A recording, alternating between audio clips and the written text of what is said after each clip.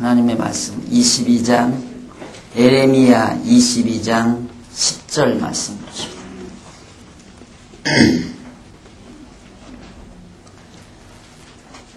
너희는 죽은 자를 위하여 울지 말며 그를 위하여 애통하지 말고 잡혀간 자를 위하여 슬피 울라. 그는 다시 돌아와서 그 고국을 보지 못할 것임이니라. 나 여호와가 유다 왕 요시야의 아들 곧 그 아비 요시야를 이어 왕이 되었다가 이곳에서 나간 살룸에 대하여 말하노라. 그가 이곳으로 다시 돌아오지 못하고 잡혀간 곳에서 죽으리니 이 땅을 다시 보지 못하리라. 12절까지 내용입니다. 지난 시간 지도자들에 대한 징계 예언, 징계에 대한 예언의 내용을 21장부터 여러분들에게 소개해 드렸는데, 지금 우리는 유다의 징계 내용을 살피고 있습니다. 교재는 336페이지 제일 상단에 보시면 한쪽 가로 3번 유다의 징계 예언 나옵니다. 29장까지죠. 그런데 지난 시간 그 밑에 양쪽 가로 1번 지도자들의 징계 예언, 유다의 지도자들이 하나님의 징계를 받을 것을 예언하고 있다 하는 뜻이죠. 그 지도자 가운데 시드기야, 당시 왕으로 있는 시드기야에 대한 징계 내용을 22장 9절까지 소개해 드렸습니다. 오늘은 22장 10절로부터 23장 8절까지 기타 시드기야 왕 말고 기타 왕들에 대한 징계 내용을 우리가 살펴보게 됩니다. 이제 봉독해 드린 10절로 12절까지 보면 바로 살룸은 다른 이름으로는 여호아하스라고 그렇게 나옵니다. 여호아하스, 살루무 장례를 위하여 울라고 말해주는 내용입니다. 왜? 그 살룸이라는 자, 그가 그 살룸 옆에 보면 아라비아 숫자 1 나오죠. 그걸 난 밑에 딱 보시면 열왕기야 23장 30절 여호아하스가 나옵니다. 살룸은 여호아하스에 대한 하나의 별명이죠. 별호. 그런데 그 여호아하스 살룸이라는 사람은 바벨론으로 잡혀가서 돌아오지를 못한다. 그냥 바벨론에서 죽는다 그 말이죠. 그럴 수밖에 없는 것이 바벨론에 가서 종살이하는 기간이 70년 아니에요.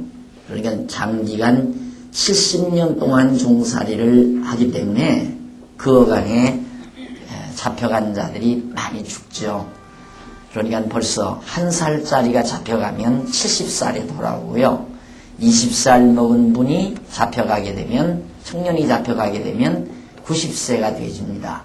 그러니까 대부분의 사람들, 장정들은 결국 바벨론에 잡혀간 이후 다 죽고 말지, 고국 땅으로, 고토로 돌아오지를 못한다.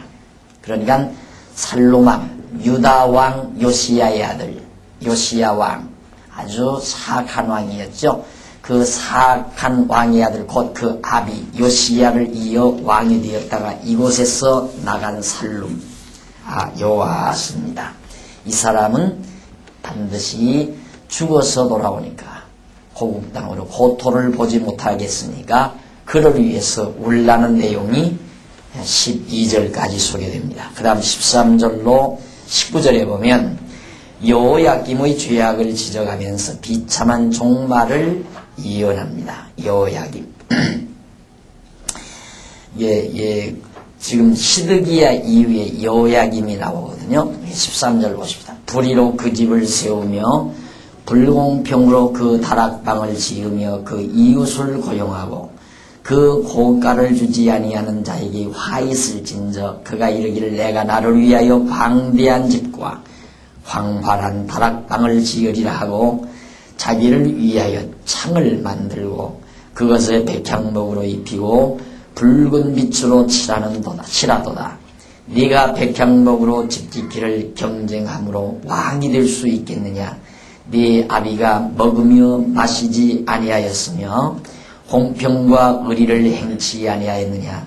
그때에 그가 형통하였었느니라.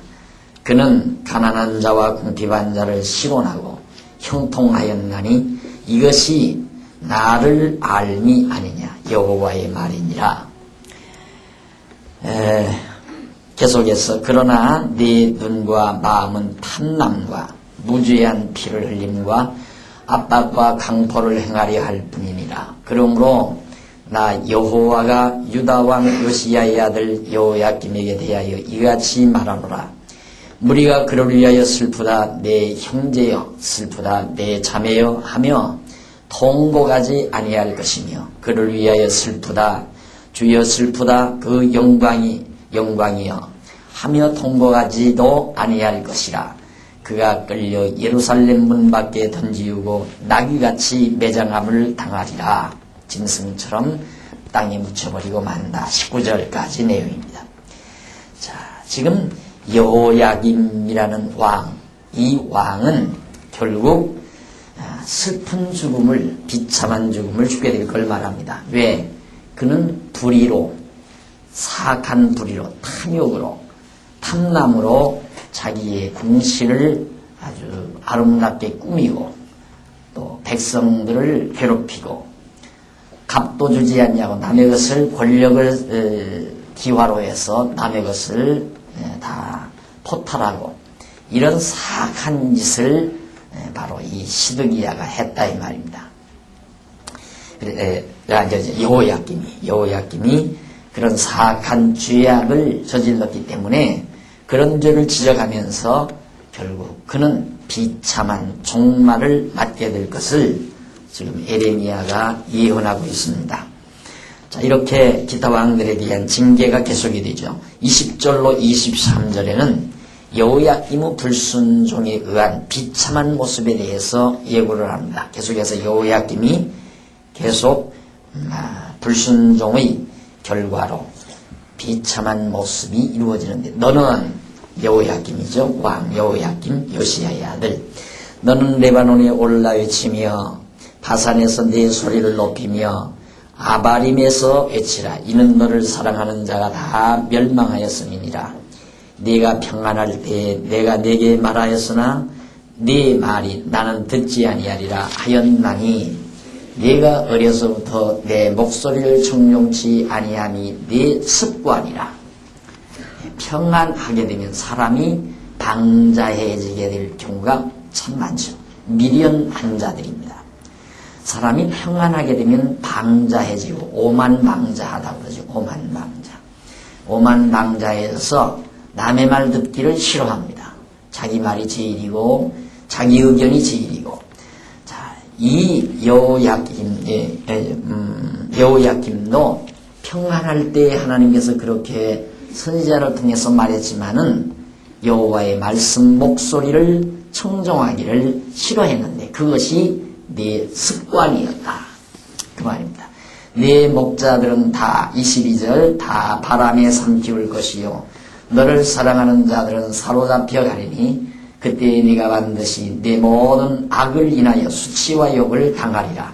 레바논에 거하여 백향목에 깃들이는 자여 여인의 해산하는 고통 같은 고통이 네게 임할 때 너의 가련함이 얼마나 심하리라. 결국 여인의 해산의 고통 같은 고통이 여호야김 왕에게 임할 때 그 가련함이 참으로 심할 것을 예고해 주는 내용이 23절까지입니다. 그리고 계속해서 24절로 30절은 고니야 즉 여호야김, 고니야도 별명이 여호야김의 별명이 고니야예요. 이 고니야 장래에 대한 비참한 모습 계속해서 같은 사람입니다. 나 여호와가 말하노라. 나의 삶으로 맹세하노니 유다왕 여호야김의 아들 너 고니야가 여호야김의 아들 너 고니야가 나의 오른손의 인장반지라 할지라도 내가 빼어 네 생명을 찾는 자의 손과 너희 두려워하는 자의 손 곧 바벨론 왕 느부갓네살 손과 고니야. 거기 보면 여고냐. 여기 교재가 잘못됐어요. 이제 그 교재를 좀 고치시면 좋겠습니다. 고니야를 여고냐라고 그러죠. 여호야김이 아니라 여고냐. 잘못된 겁니다. 고니야, 이 여호야김의 아들이 여고냐인데 즉 고니야라고도 합니다. 두려워하는 자의 손 바벨론 왕 느부갓네살 손과 갈대아인의 손에 줄 것이라. 내가 너와 너를 낳은 어미를 너희가 나지 아니한 다른 지방에 쫓아내리니 너희가 거기서 죽고 바벨론에 가서 죽는다 말이죠. 27절 너희 마음에 돌아오기를 사모하는 땅에 돌아오지 못하리라. 예루살렘으로 못 돌아온다. 이 사람 고니야는 천한 탁이냐 좋아하지 아니하는 그릇이냐 그리고 어찌하여 그와 그 자손이 쫓겨나서 알지 못하는 땅에 들어갔는고 땅이여 여호와의 말씀을 들을지니라. 나 여호와가 이같이 말하노라. 너희는 이 사람이 무자하겠고 그 평생에 형통치 못할 자라. 기록하라. 이는 그 자손 중 형통하여 다베스 위에 앉은 유다를 다스릴 사람이 다시는 없을 것임이니라.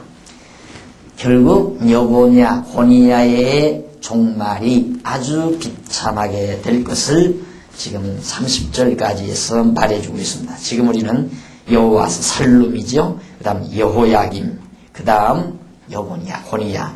이 세 사람의 왕들이 모두가 유다 왕들로서 잠깐씩 나타나서 마지막 유다가 부패했을 때 바벨론이 이제 유다를 치려고 할 무렵 잠깐 나타났다가 사로잡혀가기도 하고 성 밖에서 죽임을 당하기도 하고 그런 왕들이 바로 여기에 지금 소개되고 있는 것입니다. 자, 그 다음 23장 1절로 4절에는 백성들을 흩어버린 목자에 대한 책망과 회복을 거기서 말해주고 있습니다. 나 여호와가 말하노라. 내 목장의 양무리를 면하며 흩은 목자에게 화 있으리라. 이스라엘 백성들을 이렇게 이방에 흩어버리도록 다스린 통치자들이죠. 목자, 다스리는 자들.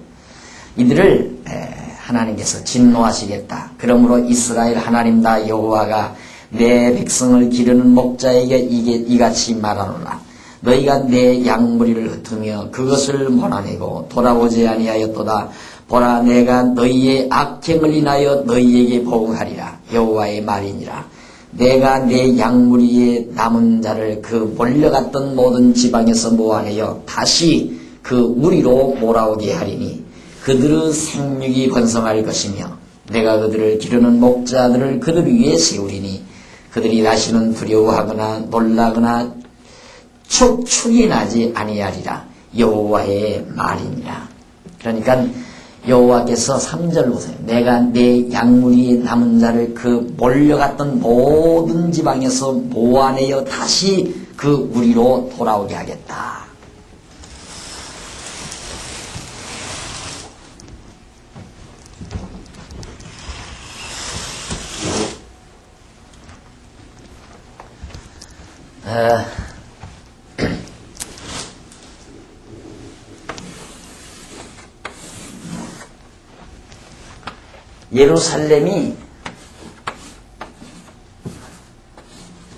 예루살렘이 여기인데 지금 유다와 예루살렘 이 지역에서 바벨론, 여기가 바벨론입니다.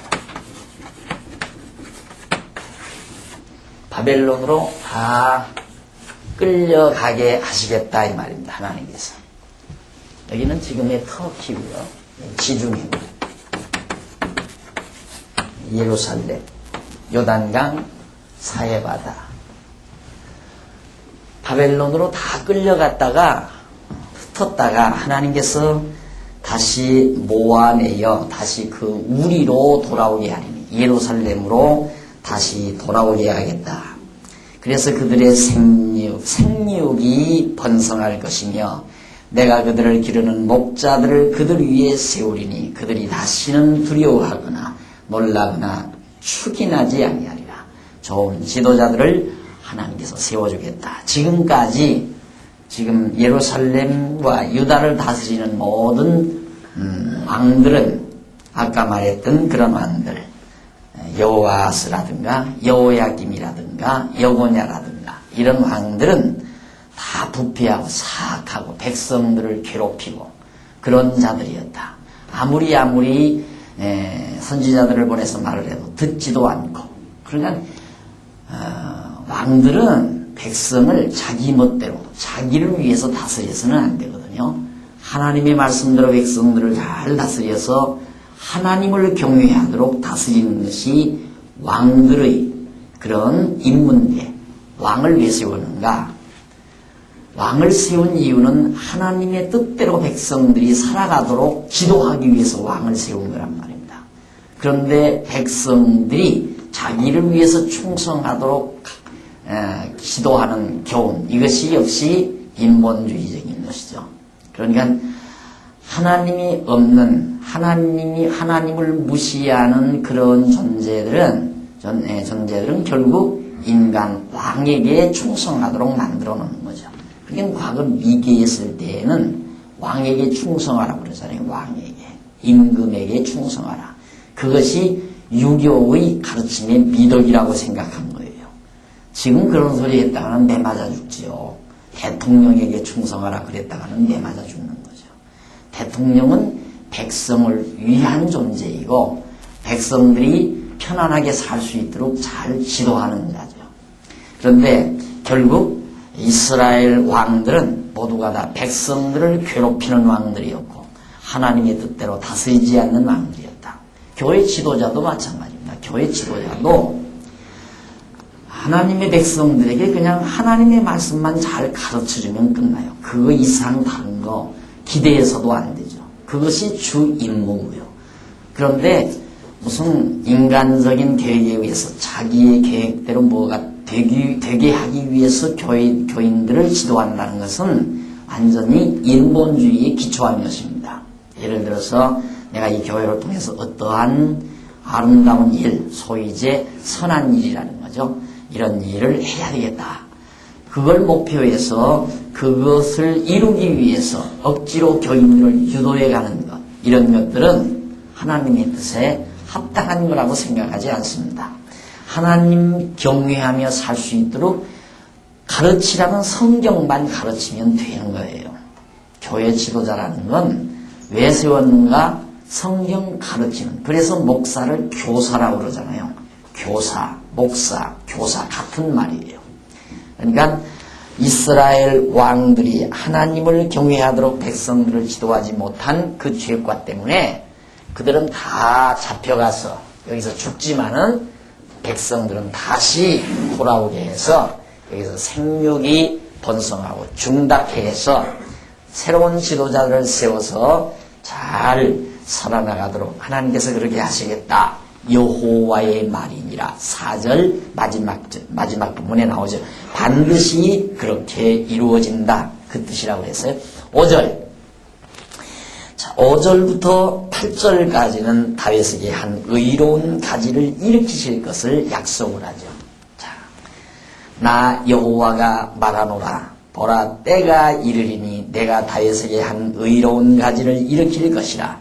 그가 왕이 되어 지혜롭게 행사하며 세상에서 공평과 의를 행할 것이며 그의 날에 유다는 구원을 얻겠고 이스라엘은 평안히 거할 것이며 그 이름은 여호와 우리 의라.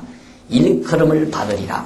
그러므로 나 여호와가 말하노라. 보라, 날이 이르리니 그들이 다시는 이스라엘 자손을 애굽 땅에서 인도하여 내신 여호와의 사심으로 맹세하지 아니하고 이스라엘 집 자손의 북방 땅 그 모든 쫓겨났던 나라에서 인도하여 내신 여호와의 사심으로 맹세할 것이며 그들이 자기 땅에 거하리라 하시니라. 선지자들에 대한 말씀이니라. 우선 8절까지 다윗에게서 한 가지가 일어난다. 다윗 왕이 했어요. 솔로몬.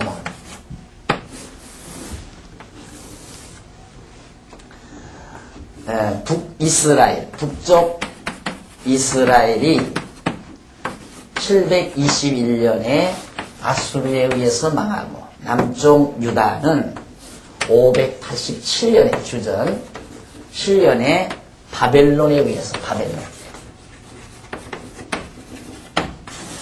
바벨론에 의해서 이제 사로잡혀가죠. 이게 이제 70년 과정이라고 그러지 않았어요? 지금 에레미야가 바로 이 무렵에 이 시기에 70년 남쪽 유다의 70년 포로 생활 직전, 포로로 잡혀가기 직전 지금 에레미야가 예언하는 내용인데 바벨론에 잡혀가서 왕들은 다 죽고 백성들이 다시 돌아온다. 그런데 이 다음 다시 돌아왔을 때 70년이 지난 후에 돌아왔을 때 하나님께서는 어떻게 하는가? 이 다윗의 뿌리에서 반드시 한 가지가 난다 이 말이에요. 의로운 가지를 일으킬 것이라. 5절 나 여호와가 말하노라 보라 때가 이르리니 그때가 언제냐면 70년 포로가 마쳐진 때가 이르리니 그 말이에요. 그때가 이르면 내가 다윗에게 한 의로운 가지를 일으킬 것이라. 지금까지 왕들이 다윗 지파에서 다윗 자손들 왕들이 다 여기서 부패하고 타락하니까 아까 말했죠. 뭐 시드기야니 요야김이니 뭐 여보니아니 이런 자들이 다 부패했으니까 다 성 밖에서 죽기도 하고 바벨론에 잡혀가서 죽기도 하고 그러면 다윗 왕조가 망하잖아요. 그렇죠? 다윗 왕조가 이 다윗의 왕가가 다 망해버리고 말아요. 그렇게 되면 하나님 여호와의 이름이 더럽혀지죠. 언약대로 이루시는 여호와께서 다윗에게 네 왕위가 영원하다. 네 왕가를 하나님께서 일으켜 경고케 하리라. 영영이 경고케 하리라. 그러니까 다윗 왕가는 망하지 않게 하나님께서 언약을 했는데 70년 포로 생활을 통해서 다윗 왕가가 끊겨버린다면 하나님은 여호와가 아니죠. 언약해놓고 언약을 어기는 자가 돼버리니까 하나님이 그렇게 안 하시고 다 끊겨서 망한 것 같지만은 다윗의 왕가의 구루터기가 있어요. 구루터기. 나무도 무성하게 자라는 참나무 같은 나무가 이렇게 자랐죠. 그러면 잘라버리면 이 죽은 거죠. 그러나 새봄이 되면 봄비와 더불어 따뜻한 봄볕에 의해서 벼조록이 바로 그 구루터기에서 새순이 돋기 시작합니다. 그래서 그것이 무성하게 자라서 큰 거목을 또 이루게 되는 겁니다. 마찬가지로 다윗의 뿌리에서 여기 반드시 다윗에게 한 의로운 가지를 일으킬 것이라. 그가 왕이 되어 지혜롭게 행사하며 세상에서 공평과 정의를 행할 것이라. 그래서 다윗 왕조가 여기서 다시 시작될 걸 말하는 거예요. 그러니까 이사야서에 나오는 이 대목에 이런 말씀들은 이사야서 예언이 여기서 역사적으로 이루어져요. 역사적으로 다윗의 자손이 다시 왕이 돼요. 유다 지파에서 왕이 나와가지고 유다 나라가 다시 회복이 돼요. 그러니까 북쪽 이스라엘은 이 왕가가 망해버리고 말죠. 이때 왕가는 하나님이 허락지 아니한 왕가이기 때문에 여로보암 왕가도 망했고 아합 왕가도 망했고 그 뒤에 많은 다른 왕가들이 뒤엎어지면서 왕가들이 생기지만 다 망해버리고 말았어요. 그런데 부득불 통일왕국 시대에 왕이 됐던 다윗의 왕가는 아주 미약하게 유다지파, 다윗이 유다지파 자손이에요. 유다지파하고 베냐민 반지파만 남았고 북쪽은 10지파 반이나 많은 백성들이 떼죽을 이루어서 나라를 이루었지만 이건 망해버렸어요. 나약하고 보잘것없는 유다지파와 베냐민 반지파로 이루어진 남쪽 유다는 하나님께서 이걸 보호하고 지키신다 이 말이에요. 이유는 당신이 여호와이심을 드러내시려는 거죠.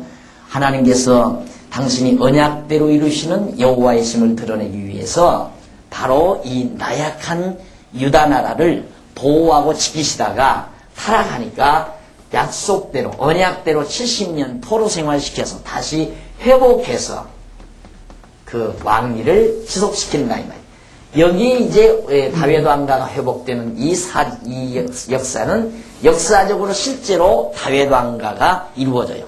그러다가 결국은 유다 지파에서 다윗의 아들로 이후에로 올라온 아브라함과 다윗의 아들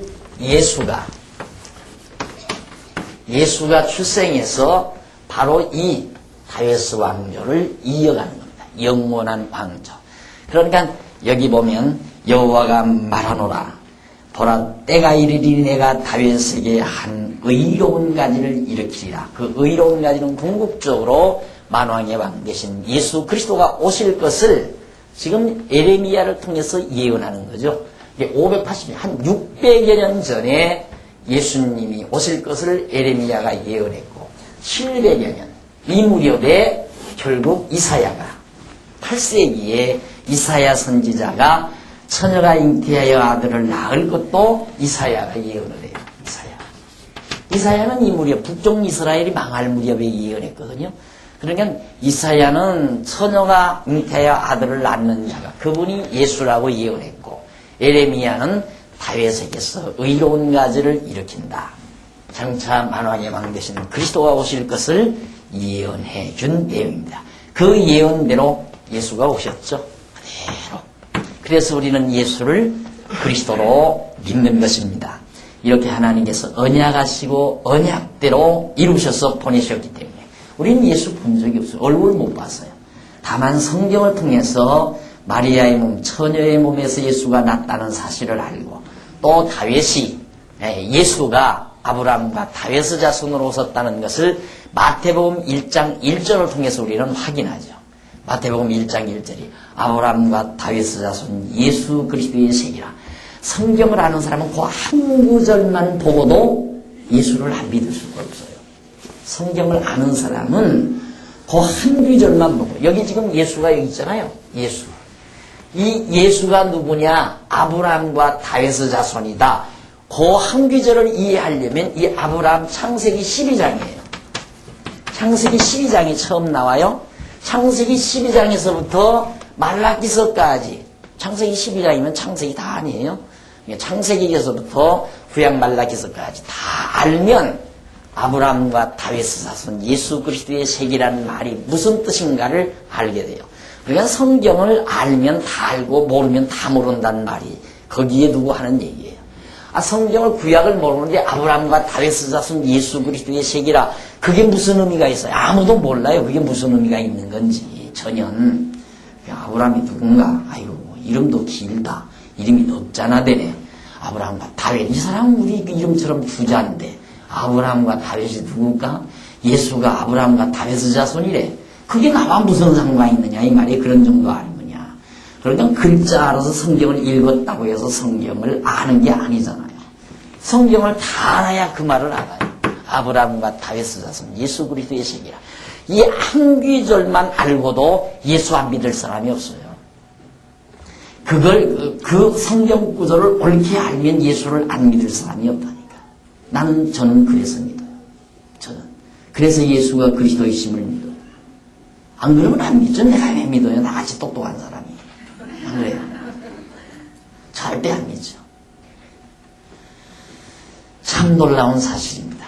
하나님께서 에레미야를 통해서 한 의로운 가지를 일으키리라고 약속하신 하나님께서 약속대로 의로운 가지인 다윗의 자손을 보내서 만왕의 왕이 되게 하셨고 그 이전에 역사적으로 벌써 다윗 왕조가 이루어져요. 지속이 돼요. 쭉 지속이 돼요. 그 다음 이제 넘어가 보면 거기 보면 꼭 그 말씀이 있죠. 7절에도 그러므로 나 여호와가 말하노라 보라 날이 이르리니 그들이 다시는 이스라엘 자손을 애굽 땅에서 인도하여 내신 여호와의 사심으로 맹세하지 않는다. 그럼 언제? 이 바벨론 땅에서 인도하여 내신 여호와 하나님께 맹세한다. 이때에는 애굽 땅에서 애굽에서 인도했잖아요. 애굽에서 인도하여 냈지만은 이제 포로 이후에는 바벨론에서 인도하여 내신 여호와. 그러니까 엄청난 사건이죠. 그러니까 하나님께서는 하나님 여호와를 반드시 의지하고 믿게 하기 위해서 구렁텅이에 집어넣었다가 꺼내줘요. 죄의 권세 아래다가 맡겼다가 꺼내신다 이 말이에요. 그래서 누구를 믿게? 애굽 땅 종도였던 집에서 인도하여 내신 여호와 하나님을 믿고 나아가서는 바벨론에서 종로로 됐던 이스라엘 백성들을 인도하여 내신 여호와 하나님을 믿게 하려고 오늘 우리는 죄와 사망의 권세 아래 있던 우리들을 인도하여 내신 여호와 하나님 누구를 통해서? 예수 그리스도를 통해서 완전히 이 죄의 권세 아래로부터 우리를 인도해 내시거든요. 죄의 권세 아래. 그리고 우리가 믿는 하나님은 죄의 권세에서 예수 그리스도를 통하여 죄의 권세로부터 인도하여 내신 하나님 여호와를 믿고 경외하는 겁니다. 누구를 통하여? 예수 그리스도를 통하여 인도하여 내신 이것이 하나님께서 우리로 하여금 믿게 하는 하나님의 섭리거든요. 그러니까 보세요. 얼마나 하나님께서 꺼져가는 등불 끄지 아니하시고 꺾어진 갈대마저 꺾지 않고 일으키시는 자비로우신 하나님. 하나님은 꺼져가는 아주 미약해요. 몇 번 꺼질 뻔했죠. 여기서도 꺼질 뻔했고 계속 꺼졌다가 살아나고 꺼졌다가 여기는 완전히 꺾어져 버렸잖아요. 다 꺾어져 버렸어요. 꺾어진 갈대마저 꺾지 아니하시고 일으키시는 하나님. 그러니까 꺼져가는 등불 끄지 아니하시고 꺾어진 갈대마저 꺾지 아니하시는 하나님. 이 귀절 하나를 옳게 이해하려면 이스라엘 역사, 저 이스라엘 민족 아브라함 때부터 역사 이것도 다 알아야 그 구절도 이해를 해요. 이 성경을 다 모르면 뭐 꺼져가는 등불 마저 왜 안 꺾까? 끄면 어두우니까 안 꺾겠지 뭐. 꺾어진 갈대는 마저 왜 안 꺾었을까? 아 어디가 쓸모가 있으니까 붙여놨는가 보다. 그렇게밖에 더 알아요? 왜 그렇게 하시는가? 능력이 사람에게 있지 아니하고 능력이 이스라엘 백성, 유다 백성에게 있지 아니하고 누구에게 있으면 하나님께 있음을 깨닫게 하려는 것이 하나님의 섭리예요. 그러니까 하나님께서는 미약한 데서 큰 일을 만들어 가시는 것이지 인간들이 보기에 크다고 하는 데서 큰 일을 만드시는 하나님이 아니에요. 큰 것도 하나님은 쭉 커요. 3만 명이 기드온 군대가 3만 명이 모집이 되니까 하나님께서 고개 내두르지 안 된다 이거죠. 다 보내라, 돌려보내라.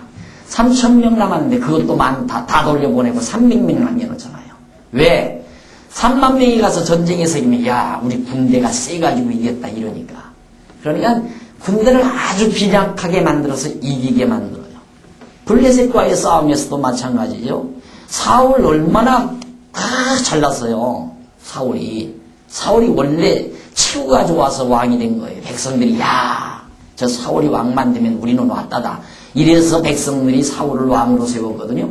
그런 왕 앞에 얼마나 많은 군대들이 다 모집이 됐는데 그 군대 가지고 싸워서 이기게 하지 왜 다 두려워 도망치게 만들고 제일 미약한 보잘것없는 비리비리한 다윗 소년 그거 하나 아장아장 걸어가서 결국 볼팔매 하나로 골리앗을 무너뜨리게 하는가. 하나님의 능력을 드러내기 위해서 그래요. 그러니까 여러분 장안중앙교회 연약하다고 무시하지 말아요. 약한데 강함이 있는 거예요. 안 그래? 나 이렇게 조그맣다고 무시하면 안 돼요. 하나님이 나와 함께하면 강하게 나올 수 있어요. 우리 절대 육신의 힘, 외모의 어떤 거대함에 짓눌리는 것은 신앙인의 자세가 아닙니다. 약할수록 강한 거예요. 바울이 그 말했잖아요. 나 약할 때 내 속에 그리스도가 강하니라. 자, 이래서 하나님께서 결국 이스라엘 백성들을 다시 일으켜 새로운 가지, 유다 다윗의 한 의로운 가지를 일으켜 다스리게 할 것을 말씀한 내용이죠. 내 중심이 상하여 이제 선지자들에게 하는 말입니다. 9절부터는 선지자들에게 대한 징계의 내용이 나와요. 선지자들에게는 어떠한 징계를 하는가 한번 보십시다. 9절로 12절에 보면 선지자들과 제사장들의 부패로 인하여 재앙을 예보는 이 지도자들이 다 부패한 거예요. 그러니까 어디든지 언제나 어느 시대나 어느 역사나 보면 지도자가 부패하기가 다 알맞죠. 자, 이스라엘 민족의 유다 백성에 있어도 왕, 선지자, 이 지도자의 제사장. 한국교회도 마찬가지예요. 한국교회도.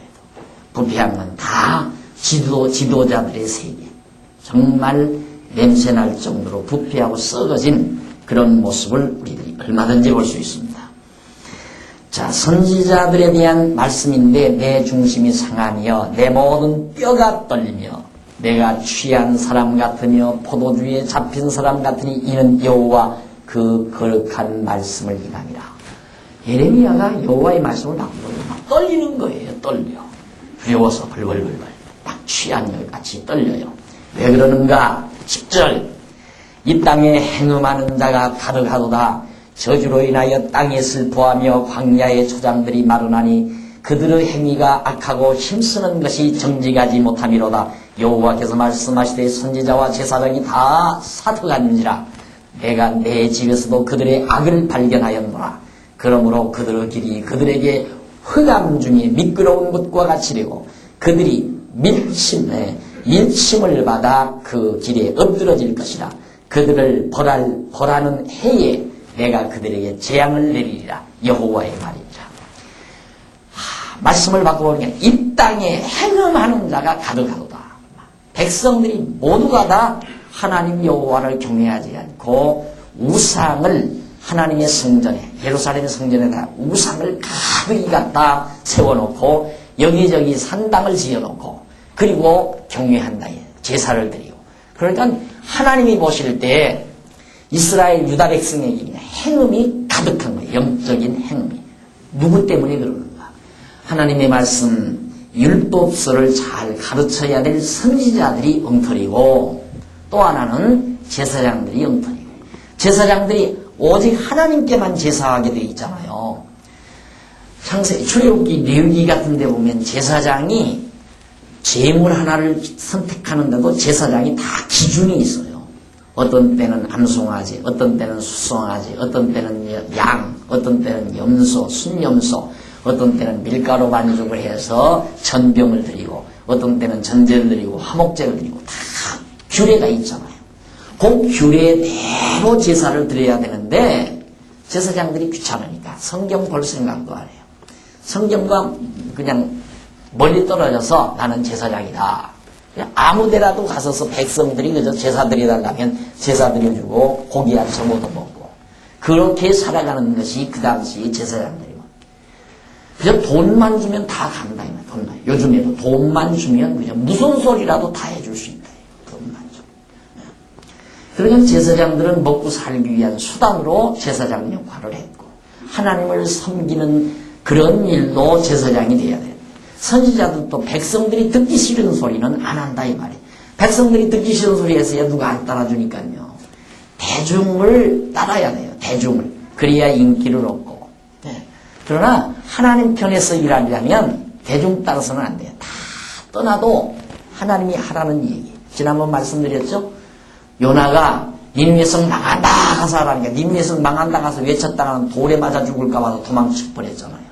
예레미야도 바른 소리 하니까 매 맞고 막 환난을 당하고 백성들로부터 정말 조롱을 당하고 똑같은 얘기죠.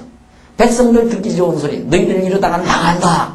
너희들 이게 우상 섬기면 하나님이 진노해서 이 땅에 재앙을 내린다. 이런 말을 해야 되는데 그 말을 듣기 좋아하는 백성들이 어디 있어요. 그러니까 선지자들은 그렇게 예언도 안 하지. 바른 하나님의 말씀을 증거하지도 않지. 제사장들은 백성들이 좋아하는 대로 돼지를 끌고 와도 제사 드려주고 개를 잡아와도 제사를 드려주고 토끼를 잡아와도 제사를 드려주고 이 짓을 하니 하나님 여호와를 경외하겠어요? 경외를 안 하는 거죠. 그래서 선지자와 제사장이 하나님의 진노를 받게 될 것을 예언한 것이 12절까지 나오고 있습니다. 일반 백성들이야 뭐 알아요? 모르니까 지도자들이 바르게 가르쳐야죠. 그래서 신약 성경에도 거듭 말씀드리지만 지도자의 받을 벌이 누가 천국을 가보니까 이제 천국이 아니라 지옥을 가보니까 목사 혓바닥이 다 명태 꿰듯이 다 꿰졌거든요. 목사들의 혓바닥이. 왜 전부 거짓말만 하고 살았어요. 그거 맞는 얘기예요. 그럴 것 같아.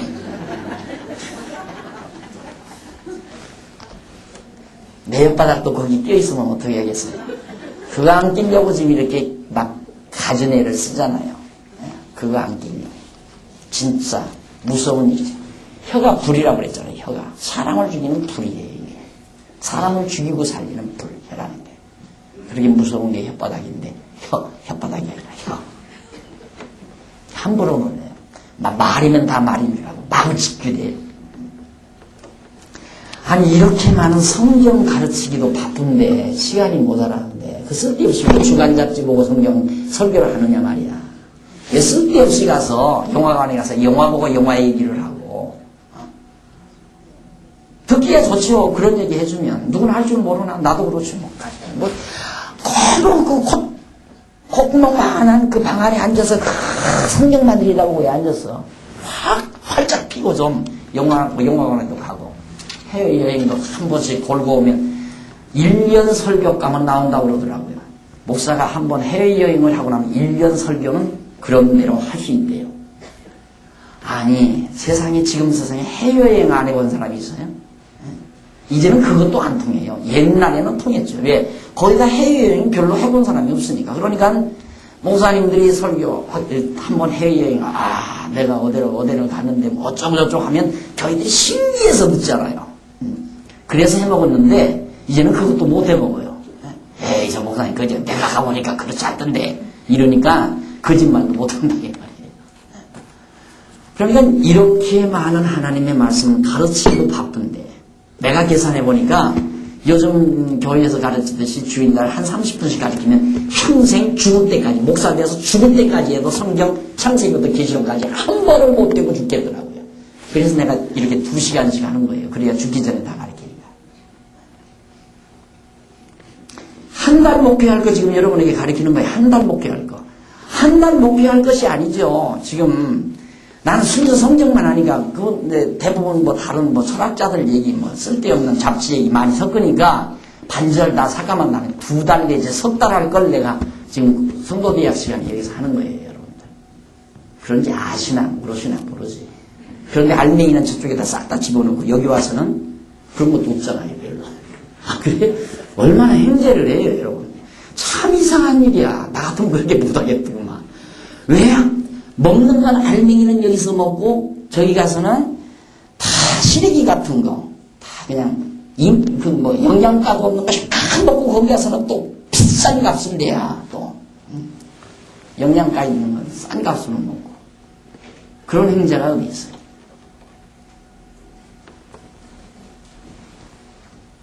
정말 바른 말 하기 힘든 세상입니다. 지금 이 세상이란 지금 이 세상. 성경대로 가르치면 안 된다고 다 얘기하잖아요.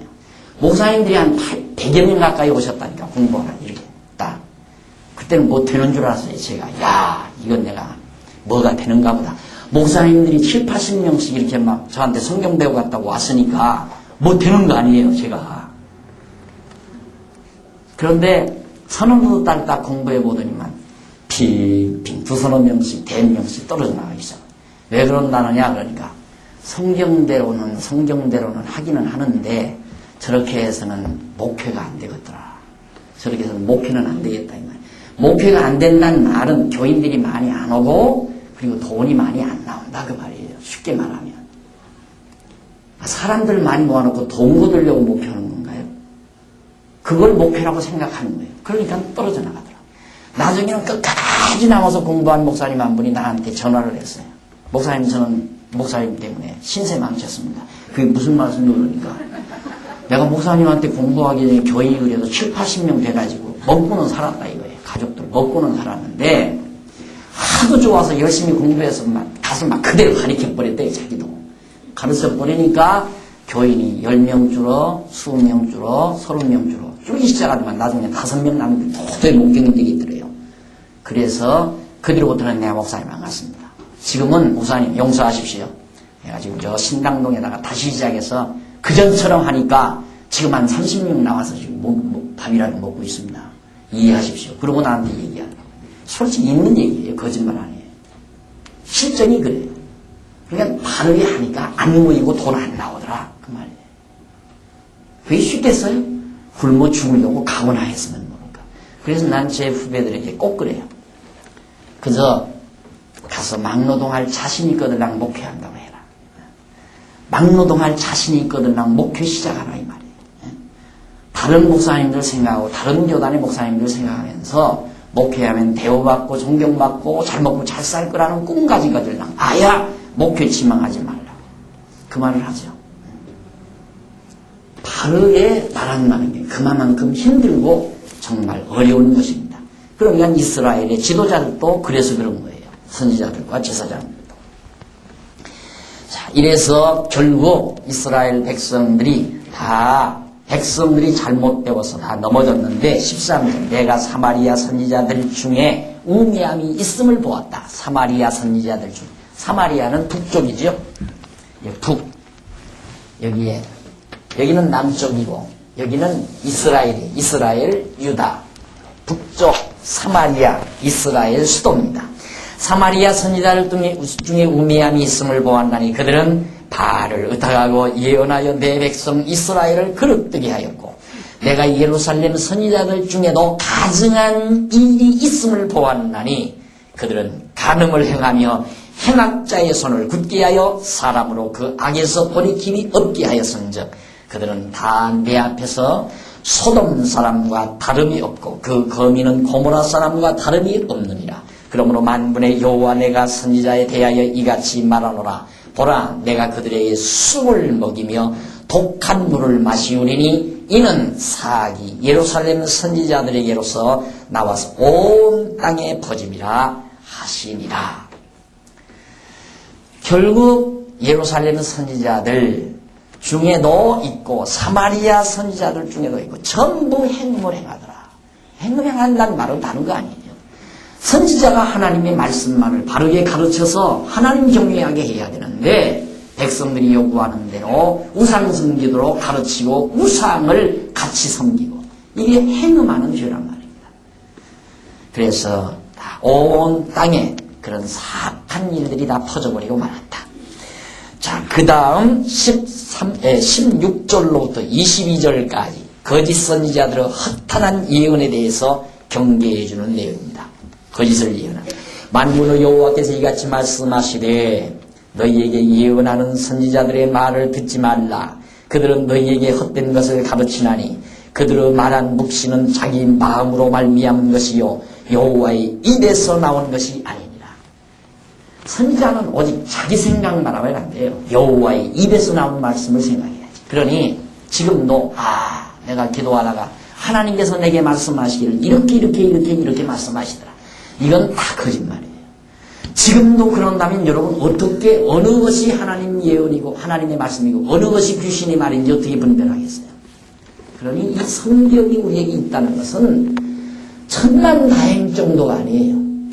나는 이 성경이라는 게 너무너무 소중한 거고 우리에게 있어서 정말 보석과 같은 정말 놀라운 보화다. 성경. 분별할 수 있잖아요. 하나님께서 이제는 다시는 그따오지 못하겠다. 글자로 기록해서 이렇게 한 권의 책으로 우리의 손에 딱 들리게 했어요. 성경만. 이걸 이야기하는 것이 하나님의 말씀이지 내가 기도하다가 내게 하나님의 음성이 들려왔다. 제가 청소년 시절에 그 신비주의에 몰입돼가지고 보니까 예언하는 자마다 다 달라요. 똑같은 하나님이 내게 대해서 예언하는데 이 권사는 이렇게 예언하고 저 권사는 저렇게 예언해요. 그러니까 벌써 그거 틀려. 그러니까 내가 영리했죠. 이게 아니로구나. 그거 보니까 아닌 게 분명해요. 어떻게 같은 하나님이 내게 대해서 예언을 하는데 너는 주의 종이 되라. 그러는데 너는 주의 종이 되지 말라. 이런 식으로 예언이 나오겠느냐 이 말이에요. 안 그래요? 그러니까 그 자체가 틀린 거죠. 지금은 예언 받는다는 말을 해서는 안 돼요. 이제 사람들이 거기에 혹하죠. 혹해요. 그래서 원래 목회에 성공을 하려면 목사는 아무래도 남자들은 이성적이기 때문에 잘 안 넘어가잖아요. 근데 여자들은 감정적이기 때문에 잘 넘어가거든요. 그러니까 목사보다 사모가 능력이 있어야 돼요. 신령한 능력이. 그런데 김 녀석이 신령한 거 하나도 없는데 목회가 되겠어요? 네? 기도하면 병이 낫는다거나, 어느 집사집에 가서 기도를 해보고, 이 집에 시험이 곧 밀려올 것 같다고 슬슬 공갈 협박치면서 그렇게 신령한 척하고 돌아다니야 뭐가 교회가 되는데, 나보다 빼장빼장 더 말라버렸으니, 그런 교회가 부흥이 되겠느냐. 교회들 보십시오. 큰 교회 되는 거 보면 사모들이 그지라고 돌아다니는 거예요. 집집마다 부담없이 막 문턱 드나들면서 다 기도해 준다고 기도받으러 오라고 그러고 막 주위에 좀 목사를 하늘같이 자기 남편 하늘같이 떠받들어주면서 이렇게 해야 교회가 되는 경우들이 참 한국교회 너무너무 참 답답해요. 답답해. 그러니까 그런 예언하는 선지자들의 말을 듣지 말라. 그들은 너희에게 헛된 것을 가르치나니 그들의 말은 묵시는 자기 마음으로 말미암은 것이요 여호와의 입에서 나온 것이 절대 아니다. 그래서 항상 그들이 나를 멸시하는 자에게 이르기를 너희가 평안하리라. 여호와의 말씀이리라.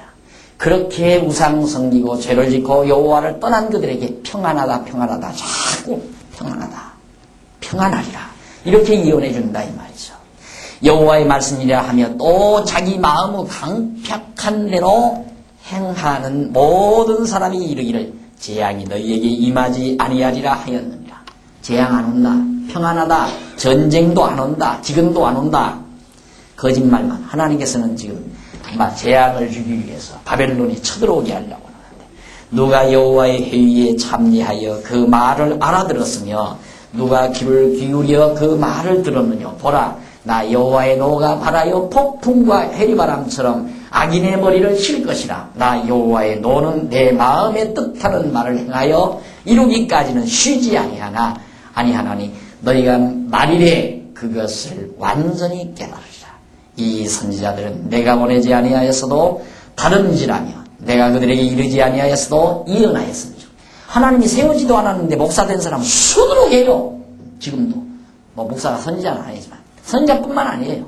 하나님이 세우지 않았는데 목사된 사람도 많고 장로된 사람도 많고 하나님이 세우지 않았는데 선지자가 돼서 엉터리 소리 자꾸 백성들에게 말해서 한국교회 목사님들처럼 엉터리 목사들이 얼마나 많습니까?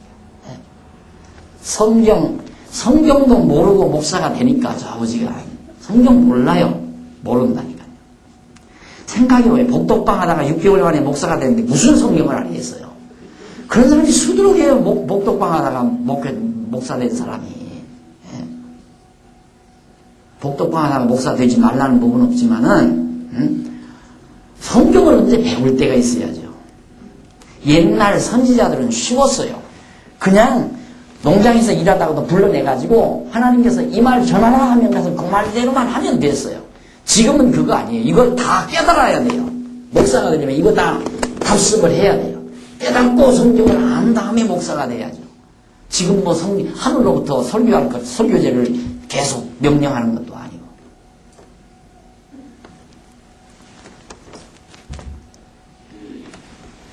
목소리만 좋으면, 목소리만 고렁고렁하고, 깡패대장들이 한국교회에서는 대인기였어요. 깡패 노릇하다가 목사 된 사람들. 그 사람들이 거의 다 부흥사예요. 왜? 그 이유가 있어요. 깡패 기질이래야 돈을 불러낼 수 있어요. 깡패 기질이래요. 근데 깡패 기질을 여자들이 좋아하거든요. 남자답잖아요. 터프하고. 그걸 좋아하면서 그 사람들이 막 욕지거리를 해도 기분이 좋다고 그래요.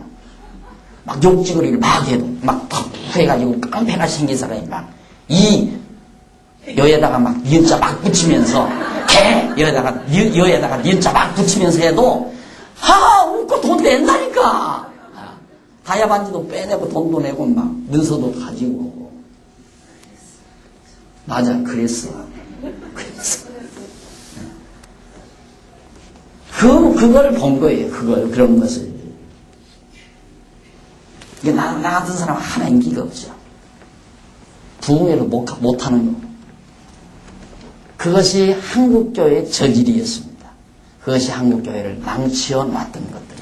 하나님이 보내지도 않았는데 선지자 노릇하고 하나님이 보내지도 않았는데 자기가 가서 예언한다고 난리를 치고 거짓 예언하는 선지자들이 언제까지 이 마음을 품겠느냐. 그들은 그 마음에 간교한 것을 예언하느니라. 26절 나왔죠. 그 다음 27절 그들이 서로 몽사를 말하니 꿈꾸고 꿈에 본 일. 어젯밤 꿈을 꿨는데 뭐 어쩌고저쩌고 꿈에서 해준다고 난리를 치고 그 생각인즉 그들의 열조가 바알로 인하여 내 이름을 잊어버린 것 같이 내 백성으로 내 이름을 잊게 하려 함이로라. 그렇게 자꾸 하는 것은 여호와의 이름을 잊어버리게 만드는 나 여호와가 말하노라. 몽사를 얻은 선지자는 몽사를 말할 것이요 꿈이 내 말을 받는 자는 성실함으로 내 말을 말할 것이라. 겨와 밀을 어찌 비교하겠느냐. 겨와 밀이다. 겨는 죽정이고 밀은 알맹이고. 그러니까 진짜 여호와의 말씀을 증거해야지 제 생각대로 제 마음대로 예언하고 몽사를 말하고 하는 건 안 된다. 29절 나 여호와가 말하노라. 내 말이 불같지 아니하냐. 반석을 쳐서 부스러뜨리는 방망이 같지 아니하냐. 나 여호와가 말하노라. 그러므로 보라 서로 내 말을 도적질하는 선지자들을 내가 치리라. 여호와의 말을 도적질한다. 말씀은 여호와의 말씀은 증거하지 않냐고 자기 생각을 전하니까 이건 도둑질하는 거다. 31절 나 여호와가 말하노라. 보라 그들이 혀를 놀려 그가 말씀하셨다 하는 선지자들을 내가 치리라. 나 여호와가 말하노라. 보라 거짓 몽사를 예언하여 이르며 거짓과 헛된 자만으로 내 백성을 미혹하게 하는 자를 내가 치리라. 내가 그들을 보내지 아니하였으며 명하지 아니하였나니 그들이 내 백성에게 아무 유익이 없느니라. 여호와의 말이니라. 선지자들 거짓 선지자들 하나 유익이 없는 사람들이다. 이 백성이나 선지자나 제사장이 내게 물어 이르기를 여호와의 엄중한 말씀이 무엇이뇨 하거든 너는 그들에게 대답하기를 엄중한 말씀이 무엇이냐 하느냐 여호와의 말씀에 내가 너희를 버리리라 하셨고 또 여호와의 엄중한 말씀이라 하는 선지자에게나 제사장에게 백성에게는 내가 그 사람과 그 집에 벌하리라 하셨다 하고 너는 또 말하기를 너희는 서로 이웃과 형제에게 묻기를 여호와께서 무엇이라 응답하셨으며 무엇이라 말씀하셨느냐 하고 다시는 여호와의 엄중한 말씀이라 말하지 말라. 각각 각 사람의 말이 자기에게 중벌이 되리니 이는 너희가 사시는 하나님 만군의 여호와 우리 하나님의 말씀을 망령되이 쓰민이라 하고 너는 또 선지자에게 말하기를 여호와께서 내게 무엇이라 대답하여 하셨으며 여호와께서 무엇이라 말씀하셨느냐 너희는 여호와의 엄중한 말씀이라 말하도다. 그러므로 여호와께서 가라사대 내가 너희에게 보내어 여호와의 엄중한 말씀이라 하지 말라 하였어도 너희가 여호와의 엄중한 말씀이라 하였은즉 내가 너희를 온전히 잊어버리며 내가 너희와 너희 열조에게 준 이 성읍을 내 앞에서 내어버려 너희로 영원한 치욕과 잊지 못할 영원한 수치를 당케 하리라 하셨다 할지니라. 정말 중요한 말씀이 아닌데도 자꾸 거짓 선지자들의 예언이 중요한 말씀이 아닌데도 자꾸 중요한 말씀이라고 한다. 중요한 말씀은 예레미야가 전하는 말씀이 중요한 말씀인데 그러니까 정말 엄중한 말씀 중요하고 엄한 말씀은 예루살렘 망한다. 예루살렘 망하고 백성 다 끌려가고 지도자들 다 벌받는다. 이것이 참으로 엄중한 말씀이다. 이렇게 외치라는 것이 바로 40절까지의 내용이었습니다. 지금까지 9절로부터 23장 9절로부터 40절까지가 전부 선지자들에 대한 징계 내용입니다. 선지자들. 이 선지자들이 제대로 돼야 백성들이 사는 거거든요. 가르치는 자가.